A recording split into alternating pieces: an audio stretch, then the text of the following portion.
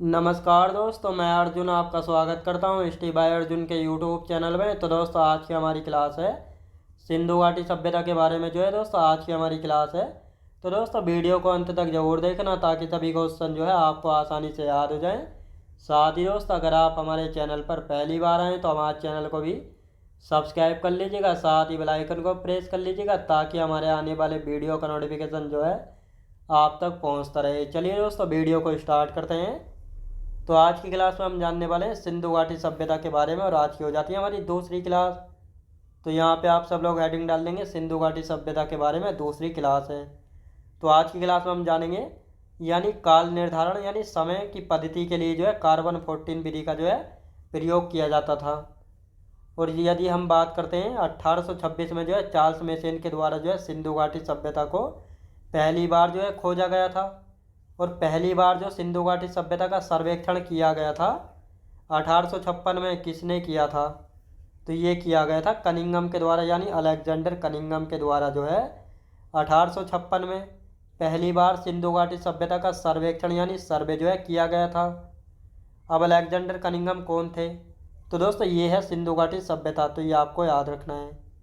ये सिंधु घाटी सभ्यता का मैप है, इसको एक बार आप अच्छे से देख लेना कौन सी साइड कहाँ पे पड़ती है।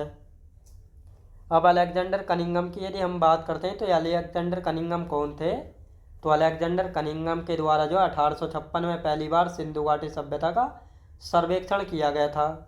और इनके द्वारा ही भारतीय पुरातत्व सर्वेक्षण विभाग का स्थापना किया गया था, जिसको ASI मतलब आर्कियोलॉजिकल सर्वे ऑफ इंडिया का जनक कहा जाता है। तो आर्कियोलॉजिकल सर्वे ऑफ इंडिया की स्थापना कब हुई थी? 1861 में हुई थी। और इसका मुख्यालय यानी हेडक्वार्टर कहाँ पर है? नई दिल्ली में ASI यानी आर्कियोलॉजिकल सर्वे ऑफ इंडिया का मुख्यालय कहाँ पे? नई दिल्ली में है। प्रथम महानिदेशक कौन बने थे ASI के? तो प्रथम महानिदेशक कौन बने थे? अलेक्जेंडर कनिंघम बने थे। और वर्तमान में महानिदेशक कौन है? यदुवीर सिंह रावत हैं। वर्तमान में कौन है? यदुवीर सिंह रावत हैं। और प्रथम कौन थे? अलेक्जेंडर कनिंघम थे। अब ये जो भारतीय पुरातत्व सर्वेक्षण विभाग है इसका काम क्या होता है? तो जितने भी ये नए स्थल खोजे गए हैं जैसा धोलावीरा, कालीबंगा, सुरकोटदा है, तो ये जितने भी जो स्थल खोजे गए हैं ये इन्हीं विभाग के लोगों के द्वारा खोजे गए हैं। तो ये आपको अच्छे से यहाँ पे याद रखना है। अब दोस्तों यहाँ पे हम बात करते हैं जब ASI के महानिदेशक कौन बने थे? जॉन मार्शल बने थे ASI के महानिदेशक। तो इनके द्वारा 1924 में सिंधु घाटी सभ्यता के विधिवत पाए जाने की घोषणा करते हैं। यानी 1826 में पहली बार सिंधु घाटी सभ्यता को चार्ल्स मेसन ने खोजा। 1856 में पहली बार अलेक्जेंडर कनिंघम के द्वारा सिंधु घाटी सभ्यता का प्रथम सर्वेक्षण किया जाता है। लेकिन 1924 में किसके द्वारा? जॉन मार्शल के द्वारा। जब ये ASI के महानिदेशक थे तो इन्होंने सिंधु घाटी सभ्यता के विधिवत पाए जाने की घोषणा की थी कि इस प्रकार की भी कोई सभ्यता है। तो ये आपको अच्छे से याद रखना है। अब दोस्तों सिंधु घाटी सभ्यता की यदि हम बात करते हैं सिंधु घाटी सभ्यता, तो दोस्तों ये है सिंधु घाटी सभ्यता, याद रखेंगे सिंधु घाटी सभ्यता। तो इसका विस्तार ये आपको अच्छे से दिखाई दे रहा होगा कहाँ पर है। ये है सिंधु घाटी सभ्यता का विस्तार। तो ये आपको अच्छे से यहाँ पे याद रखना है।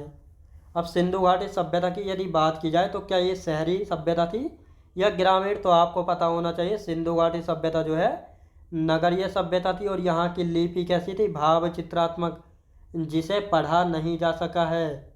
और ये दाएँ से बाएँ लिखी जाती थी और कभी कभी बाएँ से दाएँ, जिसको बोस्टो फैडान भी कहा गया है, बोस्टो फेड्रोन शैली भी कहा जाता है। तो जो सिंधु घाटी सभ्यता की लिपि थी इसको दोस्तों दाएं से बाएं लिखा जाता था। लेकिन कभी कभी इसको बाएं से दाएं भी लिखते थे, जिसको बोस्टो फेड्रोन शैली कहा जाता था। अब सिंधु घाटी सभ्यता का सबसे पुराना शहर कौन सा है?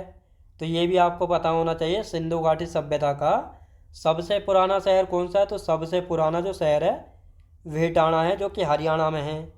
ये लगभग कितना पुराना है? 7500 BC से लेकर 6500 BC के लगभग पुराना है। तो ये आपको याद रखना है। यानी जो सिंधु घाटी सभ्यता है इसका सबसे पुराना शहर है वेटाणा, जो कि हरियाणा में है। ये 7500 BC से लेकर 6500 BC पुराना है। और इसकी खोज जो है कब की गई थी? 2014 में। भले ही दोस्तों ये स्थल जो है 2014 में खोजा गया, लेकिन ये जो है सिंधु घाटी सभ्यता का सबसे पुराना शहर है, तो ये आपको याद रखना है। अब सिंधु घाटी सभ्यता की यदि हम बात करते हैं तो यहाँ का समाज कैसा था? तो यहाँ का समाज था मातृसत्तात्मक, मतलब इस समय जो है महिलाओं की स्थिति जो है बहुत ज़्यादा अच्छी थी। यानी घर परिवार में जो बड़े फैसले लेने का अधिकार होता था ये माता को जो है होता था, और घर की मुखिया कौन होती थी? माता जो है होती थी। अब यहाँ पे हम बात करेंगे दोस्तों, तो दोस्तों यहाँ पे हम बात करेंगे यानी भारतीय उपमहाद्वीप में सबसे बड़ा नगर कौन सा है। यानी भारतीय उपमहाद्वीप में सबसे बड़ा नगर कौन सा है? सिंधु घाटी सभ्यता का, जबकि भारत का विभाजन नहीं हुआ था। तो मोहनजोदड़ो जो कि वर्तमान पाकिस्तान में पड़ता है, सिंधु नदी के किनारे पर स्थित था। भारत का सबसे बड़ा नगर कौन सा है? राखीगढ़ी है, जो कि हरियाणा में है। तो सिंधु घाटी सभ्यता का जो है सबसे बड़ा शहर कौन सा है भारत में? राखीगढ़ी, जो कि हरियाणा में है। सिंधु घाटी सभ्यता का आकार कैसा है? त्रिभुजाकार। तो सिंधु घाटी सभ्यता का आकार कैसा है? त्रिभुजाकार है। कैसा? त्रिभुजाकार। तो ये आपको अच्छे से यहाँ पे याद रखना है। अब दोस्तों यहाँ पे हम बात करते हैं, ये दोनों सिंधु घाटी सभ्यता के मैप है, तो इनको एक बार आप अच्छे से देख लेना। अब यहाँ पे हम बात करते हैं सिंधु घाटी सभ्यता में खोजा गया प्रथम स्थल। यानी जो सिंधु घाटी सभ्यता है इसमें सबसे पहले खोजा गया स्थल कौन सा है? तो हड़प्पा स्थल जो है खोजा गया है सबसे पहले। दयाराम सानी के द्वारा इसको खोजा गया था 1921 में। पाकिस्तान में पड़ता है, रावी नदी के किनारे पर। तो सिंधु घाटी सभ्यता का जो सबसे पहले खोजा गया स्थल है हड़प्पा है। 1921 में दयाराम सानी के द्वारा खोजा गया था, वर्तमान पाकिस्तान में रावी नदी के किनारे पर। हड़प्पा में ईंटों का अनुपात क्या था? तो 4:2 और 2:1 यहाँ की ईंटों का अनुपात था। जो सिंधु घाटी सभ्यता में मकान बने हुए थे तो यहाँ की ईंटों का अनुपात था 4:2, 2:1। अब यहाँ पे घर या मकान कैसे थे? पक्की ईंटों से बने हुए थे, ग्रिड पद्धति में। अब ग्रिड पद्धति क्या होती है? ये होती है ग्रिड पद्धति, ये बीच में रास्ता होता था और इस प्रकार से जो है ये मकान बनाए जाते थे दोनों तरफ। इसी को जो है क्या, इसी को ग्रिड पद्धति जो है कहा जाता था। तो ये आपको याद रखना है। अब दोस्तों यहाँ पे हम बात करेंगे, यहाँ पर जो है नाली मिली है पक्की ईंटों की। तो सिंधु घाटी सभ्यता में जो है नाली कैसी मिली थी? पक्की ईंटों की। यहाँ पे नाली बनी थी पानी निकासी के लिए। यहाँ के लोग जो है पूजा करते थे मातृ देवी, जिसको उर्वरता की देवी, पशुपति, वृक्ष, सांप, बैल व स्वास्तिक व जल। तो यहाँ के लोग यानी सिंधु घाटी सभ्यता के जो लोग थे, यहाँ के लोग जो है किसकी पूजा करते थे? तो ये जो है दोस्तों नेचर की पूजा करते थे, यानी पशुपति, वृक्ष, सांप, बैल, स्वास्तिक और जल की जो है पूजा करते थे। क्या यहाँ पर जो है मंदिर के साक्ष्य मिले? नहीं, यहाँ पर कोई भी मंदिर यानी टेम्पल का एविडेंस या साक्ष्य नहीं मिला है। तो ये आपको अच्छे से यहाँ पे याद रखना है। क्या सिंधु घाटी सभ्यता के लोग जो है तलवार से परिचित थे? सिंधु घाटी सभ्यता के लोग जो है तलवार से परिचित नहीं थे, क्योंकि इस समय लोहे का प्रयोग नहीं होता था। तो इसलिए जो है जब लोहे का प्रयोग नहीं होता था तो ये लोग जो है तलवार से परिचित नहीं थे। तो इस समय जो है कांसे का यानी ब्रोंज का प्रयोग होता था।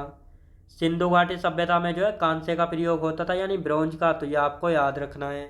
और ब्रोंज जो है एक प्रकार की मिश्र धातु होती है, जो कि टीन और तांबे के मिलने से बनती है। सिंधु घाटी सभ्यता के लोगों का पवित्र पशु क्या था? कुबड़ वाला बैल। यहाँ के लोग जो व्यापार यानी आयात निर्यात मतलब इंपोर्ट एक्सपोर्ट का बिजनेस करते थे सिंधु घाटी सभ्यता के लोग। तो ये आपको याद रखना है कि सिंधु घाटी सभ्यता के लोग जो है आयात निर्यात का जो है क्या करते थे? बिजनेस जो है करते थे। अब दोस्तों यहाँ पे हम बात करते हैं बंदरगाह यानी पोर्ट। तो सिंधु घाटी सभ्यता में कौन कौन से बंदरगाह थे और कौन सा जो है सबसे बड़ा बंदरगाह था? तो लोथल बंदरगाह जो कि गुजरात में, ये जो है सबसे बड़ा बंदरगाह था सिंधु घाटी सभ्यता का। एक बंदरगाह और था जिसका नाम है सुरकोट था, ये भी गुजरात में था। तो यदि हम बात करते हैं लोथल बंदरगाह जो है भोगवा नदी के किनारे पर था। और यदि हम बात करते हैं दोस्तों, इसको लिख लेते हैं, ये जो है भोगवा नदी के किनारे पर, भोगवा नदी पर था। और यदि हम बात करते हैं सादीकोर नदी पर, याद रखें दोस्तों सादीकोर नदी किनारे पर था ये सुरकोट बंदरगाह। तो ये दोनों बंदरगाह जो है कहाँ पर थे? ये दोनों बंदरगाह गुजरात में थे, जिनके द्वारा जो है सिंधु घाटी सभ्यता के लोग जो है आयात निर्यात का बिजनेस करते थे। मतलब अपना माल जो है बाहर से मंगाते थे और बाहर को अपना माल भेजते थे नावों के द्वारा। तो ये आपको याद रखना है। अब दोस्तों यहाँ पे हम बात करने वाले हैं, सिंधु घाटी सभ्यता 2 टीलों में विभाजित थी। यानी जो सिंधु घाटी सभ्यता है ये 2 टीलों में विभाजित थी। कौन कौन से 2 टीले थे? पश्चिमी टीला और पूर्वी टीला। अब इन 2 टीलों का क्या मतलब है? जो ये पश्चिमी टीला होता था यहाँ पर राजा और सरदार लोग रहते थे, और जो सामान्य टीला होता था पूर्वी टीला, यहाँ पर क्या रहते थे? यहाँ पे सामान्य लोग जो है रहते थे। तो दोस्तों जो पश्चिमी टीला था यहाँ पे क्या रहते थे? राजा और सरदार लोग। इसीलिए जो है दोस्तों पश्चिमी टीले के ओर चारों ओर जो है सुरक्षा दीवारें बनाई जाती थी, यानी सुरक्षा की दीवारें, सुरक्षा दुर्ग जो है बनाए जाते थे ताकि राजा की रक्षा की जा सके। तो सुरक्षा दुर्ग बनाए जाते थे जिनको सुरक्षा की दीवारें भी कहा जाता है, क्योंकि यहाँ पर जो है पश्चिमी टीले पर राजा और सरदार रहते थे। इनकी सुरक्षा के लिए जो है ये किलेबंदी या सुरक्षा दुर्ग या सुरक्षा की दीवारें बनाई जाती थी। तो ये आपको याद रखना है। और साथ ही सिंधु घाटी सभ्यता का एकमात्र स्थल है जिसका नाम है धोलावीरा, जो कि 3 टीलों में विभाजित था। तो धोलावीरा जो है ये गुजरात में पड़ता है, जो कि 3 टीलों में विभाजित था। कौन कौन से 3 टीले? पश्चिमी टीला था, मध्य टीला और पूर्वी टीला। पश्चिमी टीले पर राजा और सरदार रहते थे, मध्य टीले पर सैनिक या सिपाही, और पूर्वी टीले पर सामान्य लोग रहते थे। तो ये आपको समझ आया होगा। सिंधु घाटी सभ्यता 2 टीलों में विभाजित थी, और सिंधु घाटी सभ्यता का एकमात्र स्थल धोलावीरा जो कि गुजरात में है ये 3 टीलों में विभाजित था, पश्चिमी, मध्य और पूर्वी। एकमात्र स्थल जो 3 टीलों में विभाजित था। यूनेस्को की विश्व विरासत सूची में जो है इसको 2021 में शामिल कर दिया गया था 40वें स्थल के रूप में। तो ये आपको याद रखना है। अब दोस्तों यहाँ पे हम बात करते हैं स्वतंत्रता के बाद, यानी आज़ाद भारत में जो है सबसे ज़्यादा जो स्थल खोजे गए हैं, कहाँ पर खोजे गए हैं? सर्वाधिक स्थल जो है गुजरात में खोजे गए हैं। कहाँ पे दोस्तों? गुजरात में। मुख्य फसल कौन सी थी? गेहूँ एवं जौ। ये जो है सिंधु घाटी सभ्यता के लोगों की मुख्य फसल थी। यहाँ के लोग कैसे वस्त्र यानी कपड़े पहनते थे? सूती एवं ऊनी जो है कपड़े पहनते थे सिंधु घाटी सभ्यता के लोग। अब सिंधु घाटी सभ्यता का भौगोलिक विस्तार देखते हैं। तो भौगोलिक विस्तार मतलब सिंधु घाटी सभ्यता का पूर्वी स्थल कौन सा है, पश्चिमी और साथ ही दक्षिणी स्थल कौन सा है। तो दोस्तों यदि हम बात करते हैं सिंधु घाटी सभ्यता का उत्तरी स्थल है मांडा, जो कि जम्मू कश्मीर में है, चिनाब नदी के किनारे पर। सिंधु घाटी सभ्यता का जो है सबसे पश्चिमी स्थल है सुतकांगडोर, जो कि बलूचिस्तान पाकिस्तान में है, दास्क नदी के किनारे पर। भारत यानी सिंधु घाटी सभ्यता का जो है पूर्वी स्थल है आलमगीरपुर, जो कि मेरठ यूपी में, हिंडन नदी के किनारे पर। सिंधु घाटी सभ्यता का जो है दक्षिणी स्थल है दैमाबाद, जो कि महाराष्ट्र के अहमदनगर जिले में स्थित है, और ये जो है पिरबरा नदी, याद रखें दोस्तों, पिरबरा नदी के किनारे पर है। तो ये था भौगोलिक विस्तार सिंधु नदी का नहीं, सिंधु घाटी सभ्यता का। तो ये आपको पता लगा होगा सिंधु घाटी सभ्यता के चारों दिशाओं के स्थल, पूर्वी, उत्तरी और साथ ही दक्षिणी। अब दोस्तों यहाँ पे बात करते हैं सील यानी मोहर। सील यानी मोहर की यदि बात की जाए तो सेल खड़ी या स्टीटाइट। तो ये सेल खड़ी या स्टीटाइट की जो है मोहर बनाई जाती थी। सेल खड़ी या स्टीटाइट क्या होता है? तो ये एक प्रकार का जो है मुलायम पत्थर होता है जिसका प्रयोग जो है मोहर या सील बनाने में किया जाता है। इसका आकार आयताकार, वर्गाकार और गोलाकार होता था, और इसका प्रयोग जो है व्यापार के लिए किया जाता था। सबसे अधिक किस पशु का अंकन मिलता है? तो एक सींग वाले पशु का अंकन मिलता है सबसे अधिक मोहरों पर, और बाकी हिरण, बकरी, भेड़ व खरगोश आदि का भी जो है चित्र मिलता है यहाँ की मोहरों पर। अब दोस्तों ये जो है एक प्रकार की मोहर है जिस पर आपको दिख रहा होगा ये एक सींग वाले पशु का जो है क्या है, इस पर चित्र है। अब यहाँ पे हम बात करते हैं तो इनका उद्देश्य यानी इनका प्रयोग क्या था सील या मोहर का। तो आज के समय में आपने देखा होगा जितनी भी ये बड़ी कॉरपोरेटिव कंपनीज हैं, तो ये जो है अपना माल जो है जब किसी कंटेनर में लोड करती हैं तो उस कंटेनर को जो है सील कर देती हैं ताकि हमारा माल जो है सुरक्षित पहुंच सके। अगर कंटेनर की सील टूटी हुई है तो इसका मतलब हमारे माल से छेड़छाड़ की गई है। तो इसी प्रकार जो है सिंधु घाटी सभ्यता के लोग जो है क्या करते थे, इम्पोर्ट एक्सपोर्ट का बिजनेस करते थे, मतलब अपना माल जो है बाहर को भेजते थे और बाहर से मंगाते भी थे। जब ये लोग अपना माल भेजते थे बाहर को तो ये जो है बोरियों पर एवं जारों पर जो है टैग यानी सील लगा देते थे, जिससे ये पता चल सके कि हमारा माल जो है सुरक्षित पहुंचा है कि नहीं। सील टूटी हुई मिलती थी तो इसका मतलब हमारे माल के साथ किसी ने छेड़छाड़ की। अगर सील ठीक ठाक मिली है तो इसका मतलब हमारा माल जो है सुरक्षित पहुंच चुका है। तो इसी के प्रयोग के लिए जो है सील यानी मोहर का प्रयोग जो है किया जाता था। तो ये थी आज की हमारी क्लास, जिसमें आप सभी को अच्छे से सब कुछ समझ आया होगा। तो मैं उम्मीद करता हूँ आपको वीडियो क्वालिटी, कंटेंट वगैरह सभी कुछ आपको पसंद आया होगा। पसंद आया तो लाइक शेयर सब्सक्राइब करना बिल्कुल भी ना भूलें। साथ ही दोस्त, अगर आप हमारे चैनल पर पहली बार आएँ तो हमारे चैनल को भी सब्सक्राइब कर लीजिएगा, साथ ही बेल आइकन को प्रेस कर लीजिएगा, ताकि हमारे आने वाले वीडियो का नोटिफिकेशन आप तक पहुँचता रहे। चलिए दोस्तों, मिलते हैं नेक्स्ट वीडियोज़ में।